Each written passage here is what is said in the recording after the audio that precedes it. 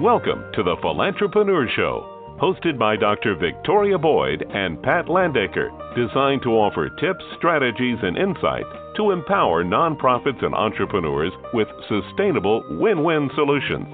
The Philantrepreneur Show is sponsored by the Philantrepreneur Foundation, building capacity through education, awareness, and resources. We welcome your questions and input. To call in and join the show, please dial 347-945-7404. Okay, welcome. Wednesday, October 19th, and this is a great day. And this is Dr. Victoria Boyd, President, founder of the Philantrepreneur Foundation, and editor of the Philantrepreneur Journal, and my lovely co-host, Pat Landaker. She's one of the board members of the Philantrepreneur Foundation, founder of Ruby Red Slippers Project, and Synergy Coaching. And as usual, we are absolutely thrilled to bring tips, strategies, and insights for the business and nonprofit sectors. It's here. Hey, Pat. It's here. Nevada's first Nonprofit Awareness Expo launches tomorrow, October 20th at 12 noon at Sunset Station in Henderson, which is a part of the Las Vegas Valley. And before I even go any further, I just really want to thank our sponsors that have come on board to help us do that, and that is Sure Shot Web Design, Sunset Station, Penrays, Classy Communication, the Gale Group, and Linda Lizakowski, LLC. But I'm so happy that the sponsors came forward, but oh my God, Pat, are we excited or what? And good morning. Maybe I should say that, Pat. Good morning, everyone. Yes, Victoria, we are so excited. I mean, you know, it was a little over 2 months ago, and we were concepting this whole thing out, and we had pieces and parts, and at that time they didn't look like they went together, but they came together so beautifully, and I am just amazed that this Nonprofit Awareness Expo is happening. It's here, and what an exciting opportunity for local nonprofits and just people who are looking to start a nonprofit or people who like to invest in the nonprofit arena. This is just a great opportunity for everybody to come out. It almost is like the Woodstock of nonprofits. You know, everybody come on down. It's all about peace and love and sharing and giving and helping. And so, yeah, I think that we've done a great job. I think people are going to really appreciate it. This is our first go-round. But it's just going better than we could ever imagine, don't you think? Absolutely. I'm just honored that I have 3 chambers that actually responded to me, and said they want to come out and do ribbon cuttings. That's pretty phenomenal when Chamber of Commerceers recognize what organization is doing and say, well, yeah, we want to, come out and honor that. And so we're going to open up with a bang that very first day at 12 noon when we open our doors with the Henderson Chamber doing their ribbon cutting. And then we're not going to leave out Friday at all. When we open the doors at 10 a.m. on Friday, that will be the Urban Chamber. And then the Las Vegas Metro Chamber will be there at 11:30. So, it's going to be not only very informative and what we stand for, education, awareness, and resources. It's going to be a lot of fun because this is a launch. And I'm just saying everybody needs to be there, hint, hint. So, therefore, here's my plug. To purchase tickets, go to http or www.NAE, that's for Nonprofit Awareness Expo, NAE2016.eventbrite, and Brite is spelled BRITE.com. And if you're listening, this is just a special perk for people listening into the show today. Use coupon code TPF, that's for the Philanthropist Foundation, TPF, and get $5 off any purchase you make, whether it's a single day, both days, or even a booth. We technically are sold out, but if you talk to me nice enough, I might be able to find space for one more. I think that can happen. But I got to say, Victoria, and this sounds so crazy, but for me, the really exciting thing is that we're going to have the step and repeat, and just like the stars, people will be able to get their picture taken in front of it and everything. And so this has a lot of fanfare, not imagined initially when we were sweating over it, but now it's like just so exciting to have that. And so come out and enjoy the fun. Don't be the only person that didn't get your picture taken in front of the step and repeat, because this is going to be all over the place. So, That's right. And so, in talking about this Nonprofit Awareness Day, it's 2 days, and the first day we're going to have a community panel discussion on building capacity. It will be really a time for people to come and ask questions and share in the conversation. And then on the second day, we're going to have informative presentations with our own unique twist called Ask an Expert, where you get to sit down one-on-one and talk to some of our presenters, which are, leading community leaders that, have come on board, and we're just so excited. And to name some of those on the panel, we're going to welcome Julie Murray. And if you don't know that name, she was the founding CEO of 3 Square, and now she's the CEO of the Moonridge Group. We're also going to have Bob Morgan. He's the CEO of United Way of Southern Nevada. We're going to have Brian Burton. He's the CEO of 3 Square right now. We're also going to have Todd Palumbo, and he's president of TapDot, but he spent 17 years with the Donald L. Reynolds Foundation, and they were one of the leading foundations that gave out huge money for some of the biggest projects in the Valley. But what makes this really exciting, our guest today is Siloh Moses. He's the founder of Serving Hope Las Vegas, and soon to come Fork and Spoon. Actually, it's sort of out there, but I'll let him explain about that. And then later I'll talk about additional speakers we have on Friday. But we're going to welcome Siloh back right after this brief break, because he has so much to tell us. It's just, exciting that we have him on the show today. And so we'll be back in just a moment. The Philantrepreneur Foundation. Build your capacity with our educational programs and professional services. Learn how to be a philantrepreneur. Maximize your social impact and maximize your revenue. Visit thephilantrepreneur.com or philantrepreneurfoundation.org to find services, resources, and training to launch, enhance, or improve your business or nonprofit strategy. While there, sign up to receive the Philantrepreneur Journal digital publication.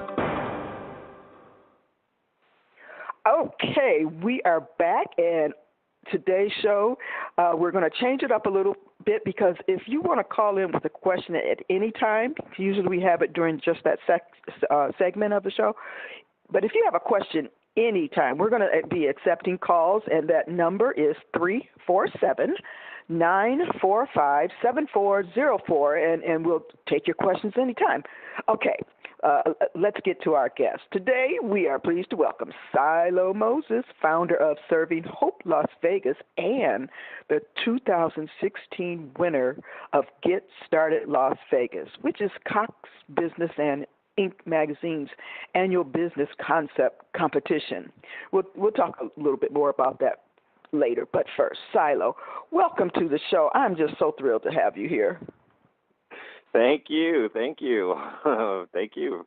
It's such a pleasure and an honor to be on the show. It's awesome. It's fantastic. Well, I'm really glad that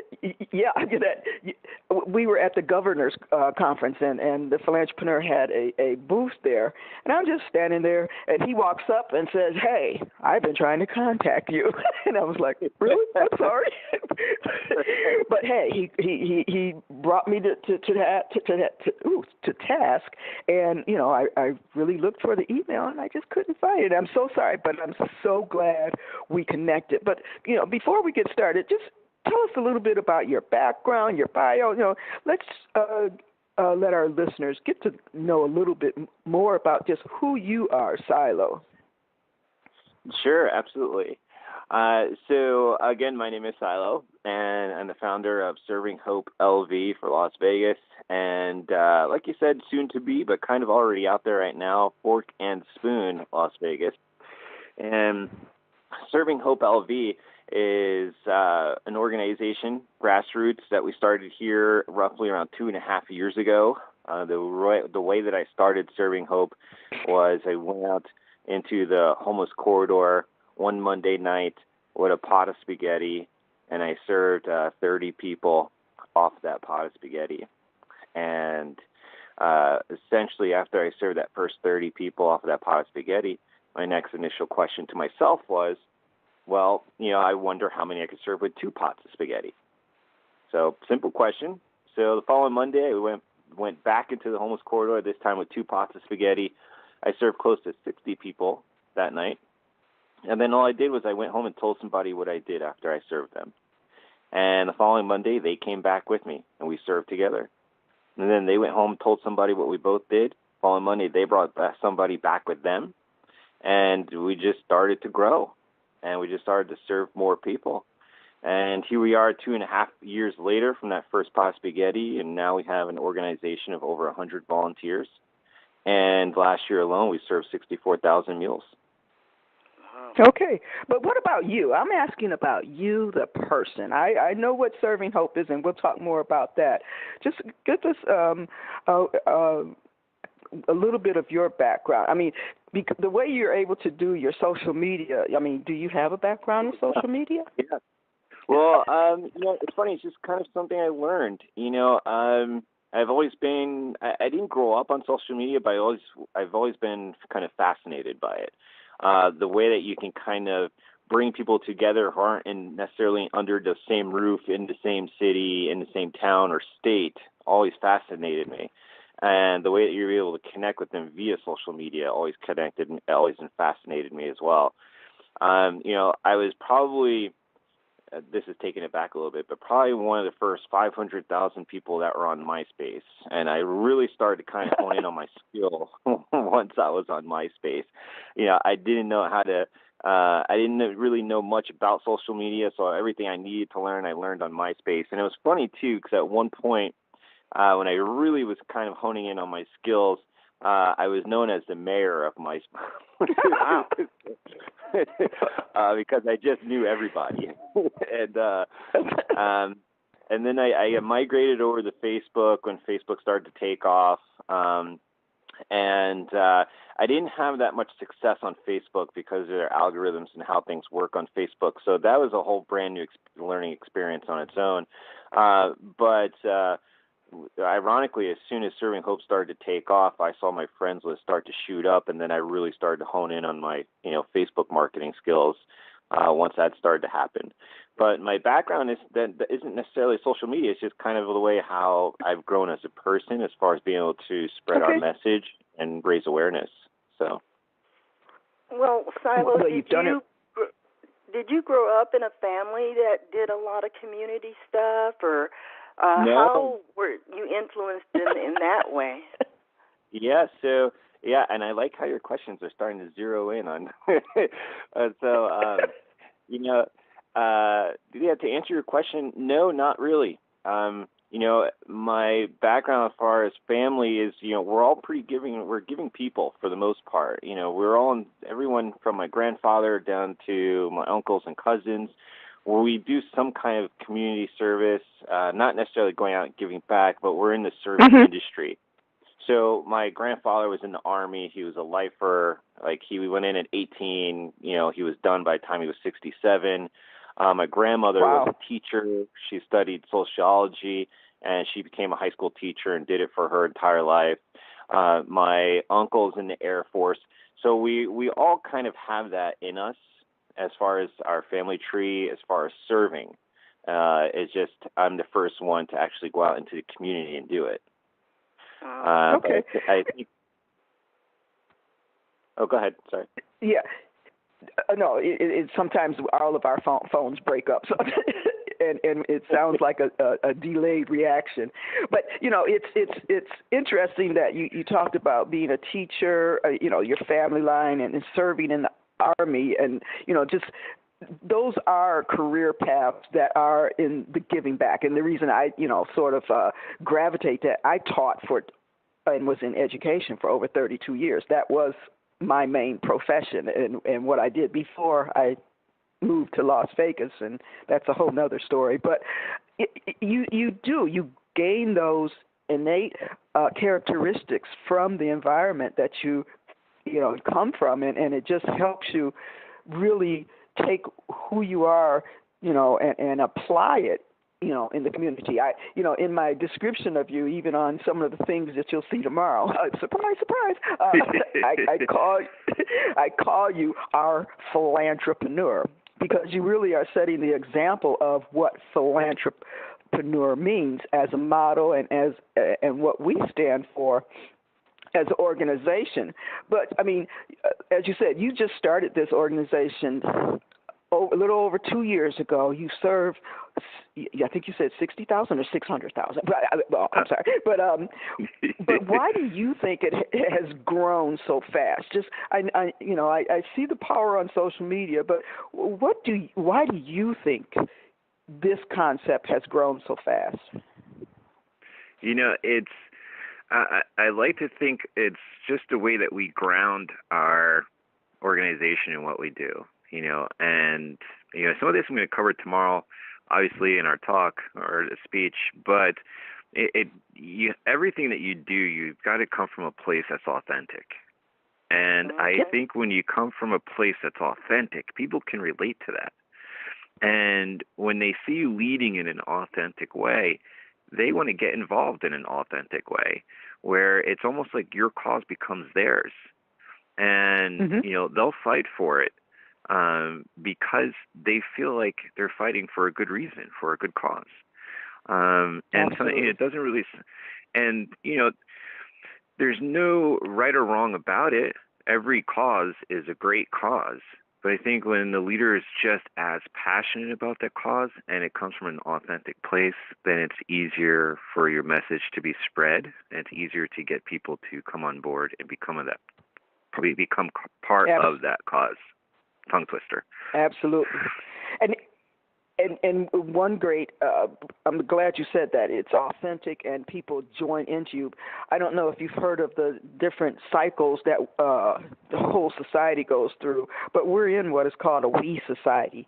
And people and society want to be a part of a community.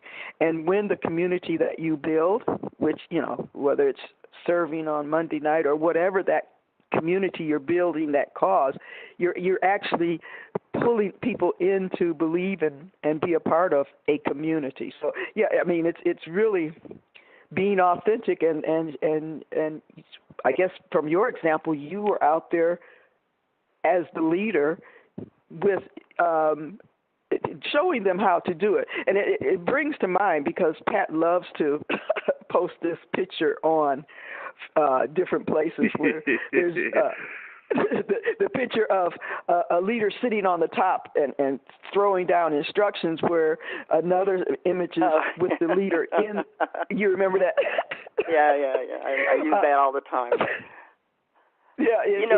Whether or not the lead. Go ahead, Pat. Well, the thing about your organization, Siloh, is that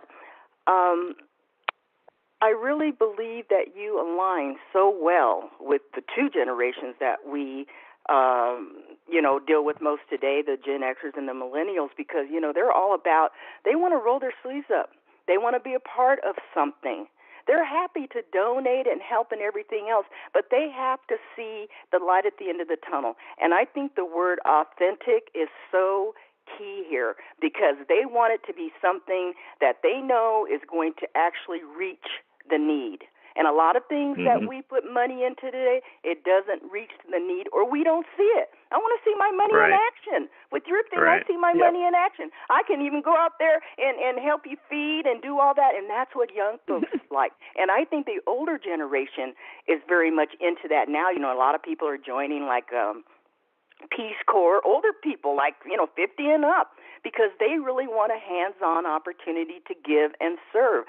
So you are just so well aligned with the two most prominent generations right now, and I think that they like the opportunity to help in a unique way. And it's not that we haven't had the soup kitchens, or you're the first guy to go serve spaghetti out to the homeless people, but I think it's the way you've been able to connect everybody's dots together and make them feel good about it. But the piece de resistance is the fact that on the end of that, there is a reward to be in Siloh's secret society of dining, which I think is just the coolest thing ever.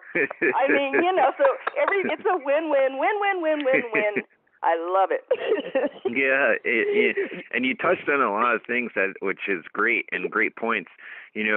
First and foremost, talking about the photo or the picture of the guy at the top of the mountain barking orders down to the valley below, that's not necessarily a way that I like to lead. And you could probably even contribute to the way that I lead back to the military style of my grandfather and how I grew up. But, for me, I find pleasure in not being the guy that's on the top of the mountain on top of his horse with a bullhorn yelling, go, go, go. I take pleasure in being the guy in the valley with his elbows in the mud screaming, follow me.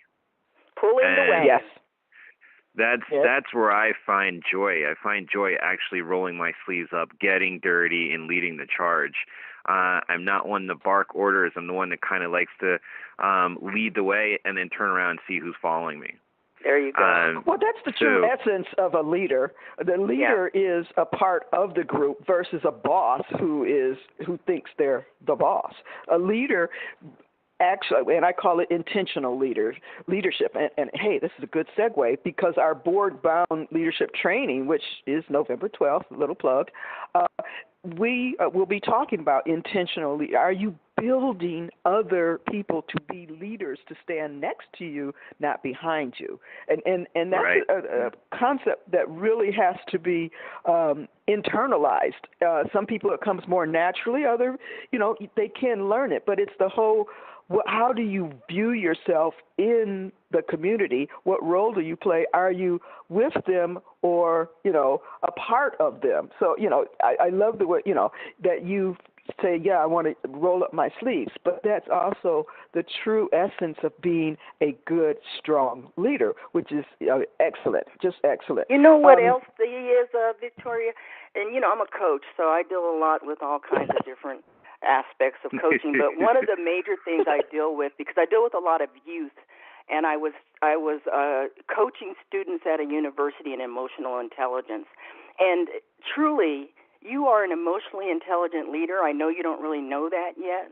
I don't know if somebody's ever told you that yet, but you truly are, because you've already observed the people who are volunteering and working with you. You understand who they are. You make sure that you understand the nuances of them and how they interact and how they engage and things like that. And that's just natural. A lot of emotional intelligence is a natural thing. People have it. Some people study it. But I'm gleaning that you just have that natural ability to be able to be in a room of people, understand who's in your room, and how to engage with each of them. Thank you. Absolutely. Yeah, what an honor. Thank you. And it's, I have one quote that I love to say, and it's seared in the back of my head, and literally I only say it now because it's relevant from what you just said. But, there is a point in time that right before Mother Teresa died and before she became Saint Teresa, which was about a couple months ago, where she was finally recognized as a saint, while Mother Teresa was alive, there was a lot of people who actually hated her and for what she did. Mm-hmm. And, she got started simply by, drawing alphabet letters in dirt. And that's how she taught the local kids how to read and write, and which essentially people saw what she was doing, and then they started bringing chairs. They started bringing desks. And one day they built a school. And that's how their first school was started, by Mother Teresa. But most people didn't necessarily like her for her approach. You can't contest that she went out and made a huge impact and changed lives. You can't change that. But some people didn't like her approach. And I was very surprised when I read that, a lot of people actually hated her. I know it's a strong word, but they did. And, what she was doing an interview that I read probably about 2 years ago. And they said, well, Mother Teresa, now you look back on everything, there's people out there that said you probably could have affected more people. Like, you probably could have changed billions of lives versus millions of lives. And she said, and they said, well, how do you feel about that? And she said, to me, the number doesn't matter. She said, it's not about changing billions of lives. It's about changing the one that's in front of you. And I live by that. And, whether it's someone who's less fortunate in our line or it's a volunteer, if they're standing in front of me, my job is to make the biggest impact I can on that person standing in front of me. Yes. So that's kind of why I think I'm able to connect with Gen Xers, millennials, even retirees, because I have one volunteer right now who's part of our core volunteers who's 67. So it's being able to. Are you trying to say that's old or something? Wait a minute. Well, no. You're about to step on my toes now. Not at all. But it's just it's just knowing who's in front of you, and then being present for that person who's in front of you, so that you can make the biggest impact possible. I'm so glad you said that. Yeah. It's evident. By saying being present, let me get this off my brain right quick. I made a comment, or in one of my emails, I keep telling people, you need to show up to our expo because you have to be present. And even at our network breakfast, I say, if you don't make yourself present in the moment and make yourself open and available, and that's not necessarily, allowing, but letting people come in and find out who you are, you're always going to have this wall around you. And I'm glad you used the term present, because many people think and equate that to be, other things, but it's about your mental state. Are you present? Are you looking at who's around you, what you have to give to them, and vice versa? And that's a powerful way to think about, always being in the presence of who you are and what you're doing. Pat, did you have something to say? Well, I was just going to comment, as I was reading through Siloh Moses' life on Facebook, I was just really taken aback by, because, Facebook, it's really driven by comments. They can make or break you. They can hurt you. They can whatever. But there is such a warmth in the tone of the comments, the postings that people make about you. You do have a following. You have made believers of the people. You've delivered. You've delivered on the promise to do what you're going to do, and delivered on the promise of what they're going to be able to do. And I think a lot of nonprofits can learn a lot from you, and you should continue to speak, because you've got that message that's reaching, like you said, generations. I mean, that's what I saw. But, just reading the comments, the warmth of new friends and old friends that you've made, and I'm sure out of this last thing you did, the people there, everybody was there for you. I'm sure Mike Hammer's a great guy, and the little cars I've been out there, they're fun to race and everything. But you were the draw, and I just want to, congratulate you on that, because that was a pretty big deal. And you had Robin Leake. I haven't seen him since like the 70s. He came out for you, right? Yeah. And as much as I appreciate your comment, and I receive it, and it's fantastic. For me, I like to believe that people came out to have a great time. And they came out simply for the cause because they believe in it, Absolutely. And I love Simon Sinek. Not quite sure if you guys are familiar with him, but he's a great speaker. Oh yeah, love him, absolutely. Absolutely, Golden Circle. Love him. Mm-hmm. And I loved, and he said in his infamous speech of learning what your why is, and I'm driven by that as well. Yep. And he gives the example of Martin Luther King. You remember that example of how everyone showed up that one day, that hot sunny day? Yep. 350,000, 250,000 people showed up to hear him speak, and he puts it in such great perspectives. He says, people, and this is a day when there wasn't any social media, no cell phones, everything was word of mouth, hush, hush, to find out about anything that was going on, it was a mere whisper, and you had to be in the know to know about it. And he says, how in the 60s, how was it possible to get 250 people to show up at the same time on the same day to hear Martin Luther King's speech? How is that possible? And, he says that the people that showed up didn't necessarily show up for him. They showed up for what they believe in. Uh-huh.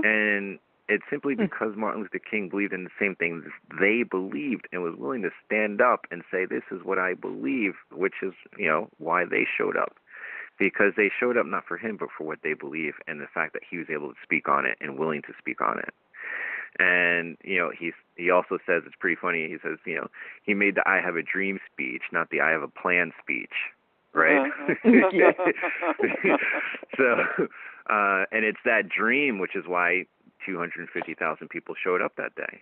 So, I like to think about it like our Monday nights, and yes, our fantastic go-kart race that we did on Sunday, and even the 950 backpacks that we sourced out of the community 2 weeks ago for a Tier 1 low-income school here in Las Vegas, all for free. We made sure every child in that school got a backpack, and they did. 950 kids received 950 backpacks on one day, stuffed with hygiene products, stuffed with books, paper, glue, scissors, rulers, you name it, all for free. And I like to believe that people get involved with us, not necessarily because of me, but because of what they believe in. And because I'm willing to stand up and say that's what I believe in as well. You're allowing them to fulfill their dream. I mean, I saw coats. I mean, you're just doing everything. And I think you realize, like a lot of us do, that it really isn't that difficult to touch on passionate effort. You can see something, you can feel that need. It's about fulfilling people's dreams, because you're right, everybody comes to the table, just like with Martin Luther King and your thing, and they already have some kind of passionate thing within them that you're then inspiring. You're basically, efforts like yours are telling them, I can do something myself. Yeah. And just start a movement, And so I think today it seems like a lot of the things like yours that occur allow people to dig deeper within themselves and say, you know what, I can fulfill my passion. And that's really what a lot of the grassroots efforts today do. Yeah. Absolutely. And speaking of that, because we talked about that, we mentioned this, Siloh, if people want to bring slightly used or new coats to you as a donation, we will be accepting them on both days at the expo. They can come in and bring a coat. Yeah, we will have a box or something, a bag maybe. But if they get the coats there, we'll find it. But they can bring them to your booth, or just bring them and drop them off at registration. And we'll, like I said, we'll be at Sunset Station up in the second level at the Sunset Room, open on Thursday 12 to 5 and Friday from 10 to 4. They can drop off their coats there, and so we'll push that out on social media too. But we're going to take a real quick break, and then when we come back, we're going to be talking about day 2 of the expo and your involvement in that. We'll be right back in just a second. The Philantrepreneur Journal, a quarterly digital publication reaching over 600,000 entrepreneurs and nonprofits. Get targeted exposure to reach your ideal customer with our unique Ads for a Cause, where 50% of the fee goes to support our nonprofit training and services programs. Together, we can make a difference, create impact, and build capacity. Visit thephilantrepreneur.com, Marketing Ads tab for all the details. Mention this show and get a 10% discount. Okay, we're back with Siloh Moses, founder of Serving Hope Las Vegas, and we've been talking about his involvement as a panelist, just talking about building community and coming together. But he's going to be there for 2 days, and the second day, our format is presentations from industry leaders, where you can come in and learn anything from internet marketing to how to create your database management and really make that more, just a wide range, even writing your message. And on those days, it's a different format. You're going to hear him speak for about 30 minutes, but you can also sit down with him in our Ask an Expert portion and talk to him one-on-one.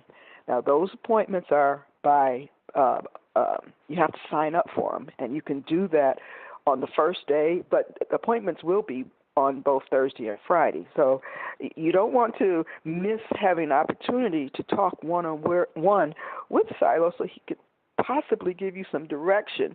And just so you know, some of the other speakers, we have Dahlia Masachi coming from San Francisco. Yeah, we're bringing in people from all over the country.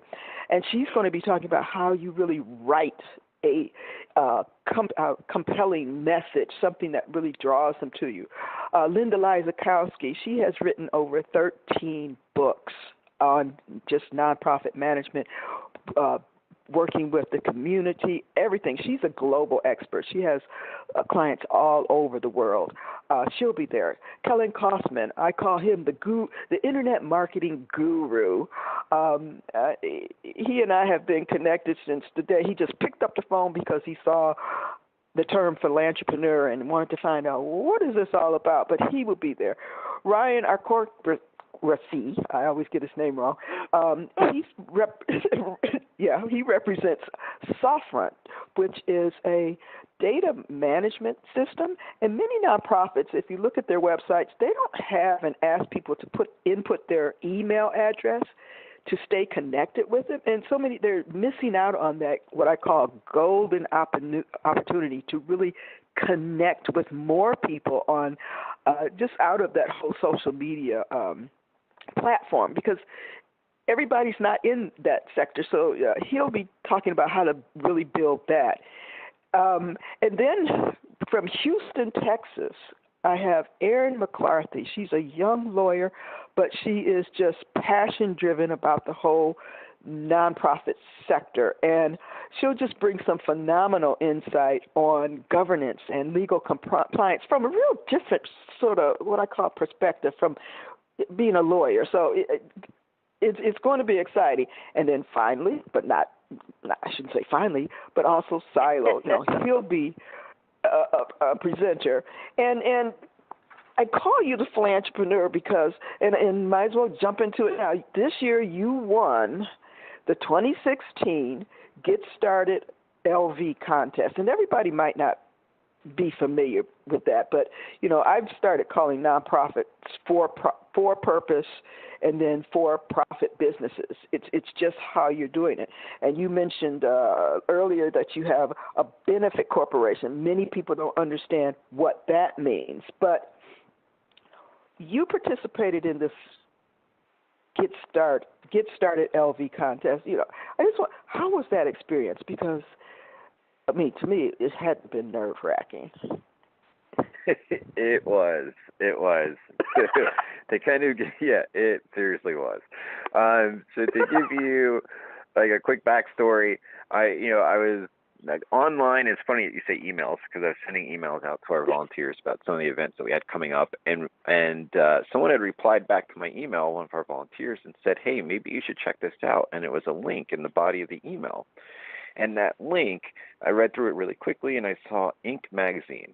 And I go, well, okay, I'll check it out and see what this is. So I clicked on the link, and it took me to the Inc. magazine's website, and where there was a page that was set up for you to enter in all your information and enter a contest in which they were doing here in Vegas, which was a pitch contest on concepts that can eventually take off or impact the community, or just a business idea. If you had a business idea, submit your info here and we'll review it and get back to you.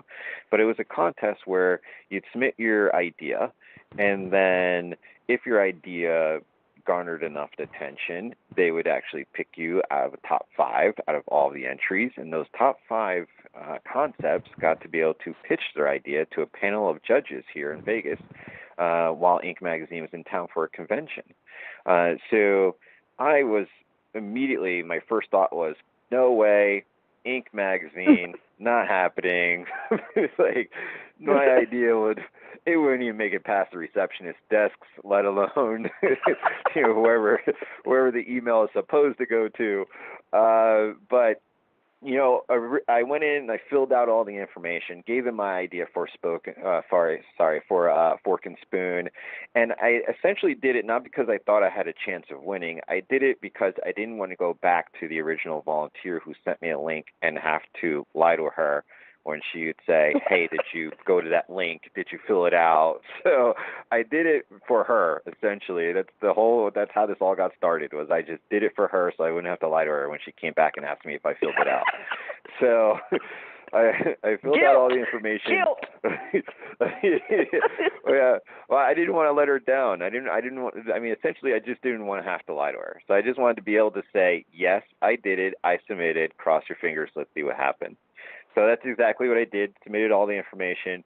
Next thing you know, a week later or two, I received an email back from Inc. Magazine. Congratulations, your concept for a nonprofit restaurant has made it to the top 5. You will be presenting in Las Vegas while we're here, et cetera, et cetera. And I thought, wow, this is insane. You're like, I can't believe it. And they gave me the guidelines, said, yes, you'll have 2 to 3 minutes to pitch your idea, and then the judges will open up, and then they will basically take your idea and dissect it with a knife. And then if you happen to win, here's what you win. And then once again, I'm like, no way, not happening.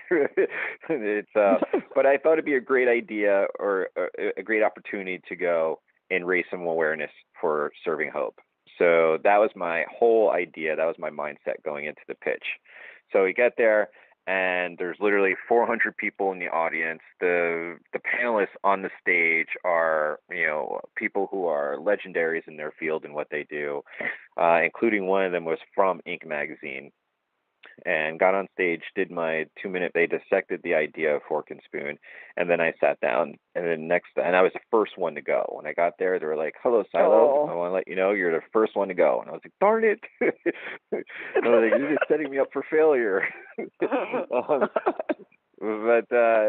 So I sat down. The other 4 got up, pitched their ideas. All of them were absolutely phenomenal. Just great ideas and, like real legit businesses, and compared to what I thought we were doing. And, they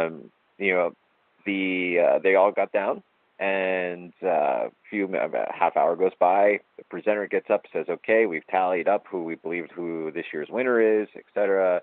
They come out with this big check. The check's turned around so you can't see whose name is on it. And all the judges are standing, and they're clapping, and they're giving congratulations to everyone who came out and pitched. And then the presenter yells, fork and spoon. Now, before he yells that, I have my back towards the stage. I'm reading the copy of Inc. Magazine that they gave us because, again, I'm not expecting to win whatsoever. And I just start clapping my hands. And I'm just looking around, and he yells fork and spoon, and I continue to look around, and I have a small team that's there with me, and I'm looking at them, I'm like, who won? And they get up, and they start screaming, and they're clapping their hands, and they're staring at me, and it took about 3 seconds for me to realize that actually we won. Wow. And I was like, oh my gosh, we won. I can't believe it. And then, we went up on stage, and they presented us with a check, and it was just an absolute phenomenal experience. After winning, it was just a whirlwind of, pictures and people congratulating us, and it was just phenomenal. So it was a great experience. And the after effect or the ripple effect of winning is just that it opened up so many doors, so many opportunities, so many people wanting to work with us. Fork and Spoon is starting to take off. And you're absolutely right. It's kind of before winning the contest with Inc. Magazine, it was kind of like my pet project that I wanted to kind of keep close to my heart and just, keep it kind of as the stepbrother of Serving Hope, because Serving Hope is just big and it's out there and it's huge. And Fork and Spoon, I wanted to keep it small and quaint and quiet and just something that I did for, a few close friends. But now it looks like it's about to come. What is it? Yeah. So it's quite simple, the concept. The concept of Fork and Spoon is essentially a pay-it-forward restaurant where every plate that's purchased, we give a plate away to someone who can't afford it locally. And what we do is we host pop-up events, and pop-up events are, events that essentially pop up. And we do a dinner-style event, where we keep it private. It's invite only, and we like to keep it roughly around 50 to 60 people that come out and have a great time.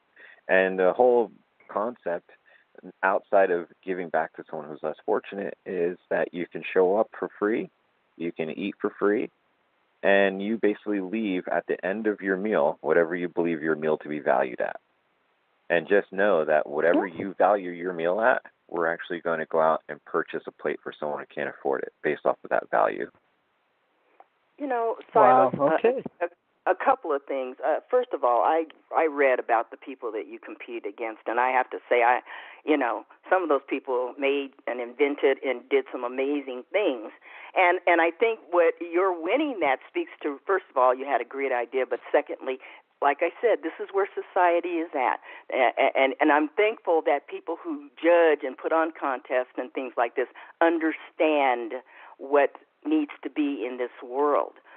The other thing I wanted to say was, or ask was how, so when you give out that plate of food to that homeless person, are they getting that meal that's been cooked in the pop-up, or is that a whole separate thing?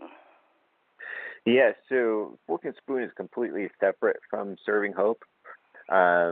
So with Fork and Spoon, the meal that actually goes to someone who can't afford one locally, we either do one of two things.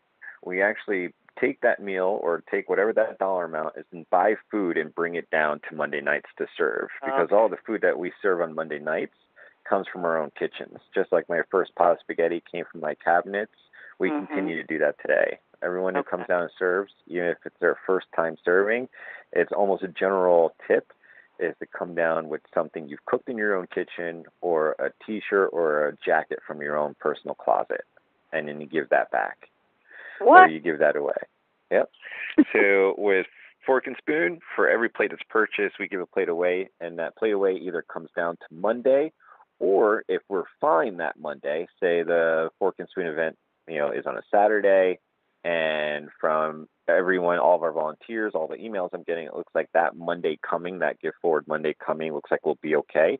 I then take that extra plate, and then I give it out to a partner agency of ours that can use it. So last month we gave, I think, $230 worth of food to Help of Southern Nevada, and that food went down to Shannon West Teen Homeless Shelter, which I personally love because I've been giving back to them for over 2 years. And Shannon West, they have a very, very strict budget there. And essentially their budget only allows them to buy food to feed the teenagers that are there 3 times a day. It's their breakfast, lunch, and dinner, and that's it. But we're talking about teenagers. We're talking about growing kids who eat 7 times a day. So it felt good for us to be able to do that, because the plates that we actually gifted to Shannon West allowed them to buy snacks in between those meals to keep the kids fed. So wow. It was. Are you married? No, I'm not. No, I'm not. Oh my goodness. You're like this. Oh my gosh, with men, I think a lot of men right now, because nonprofits are generally started. Unfortunately, the larger ones are run by men, but the small ones are started, by women. And it's just so unique for you to have this bone in your body that sensed all of this. And sensed it down the road, because I think with a nonprofit, when you start it out, you have an idea of what you want to do, but a lot of times you can't see what's going to happen down the road. And your thing just seems to be picking up things along the way, like, I didn't think about that. We could actually have them bring the pot of chili and a coat. Bring a coat and a pot of chili. You know what? Next time, bring those pairs. I just am so in awe of this whole thing right now. I've been around a long time, seen a lot of nonprofits, but I have to admit, I have never seen anything so uniquely put together as this. And I'm just in awe. Absolutely. And that's why, it's so exciting to have him, at the Nonprofit Expo for the next 2 days, because I believe, he's an example of taking his own vision, but I think if someone just comes and asks him a question and lets and tells them what their vision is, I'm sure that he can see a alternative or angle or just some type of small advice that will take them to the next level. Because sometimes you just need to get out of your own head. I'm talking to myself right now, but Victoria, maybe we should also have a concept on the fly. Maybe we just sit Siloh down, and his booth is just concept on the fly, because I think you're right. I think you just have that innate ability. If somebody comes over and they say, I've been thinking, da-da-da, and you're like, okay, think about this, blah, blah, blah, blah, blah, blah, blah, bam. Okay, next. I mean, you should really be able to do that. Oh my Jesus! And so fun. It's just. Yeah, just tapping into, I mean, we all have our boards or, people that we talk to, but getting what I call that fresh perspective, just out of the box thinking, it's going to be such a valuable experience. And so, I mean, once again, I want to invite, and we're just so excited to have Siloh as one of our panelists on Thursday, plus a presenter, plus being one of our Ask an Experts. That's taking it to a whole nother level. And he'll be with us for the next 2 days. Sorry about that, Siloh. You have to put up with me for 2 more days. But, but now we've added, bring your coach down to go to his organization. So we've added a whole nother giving level here.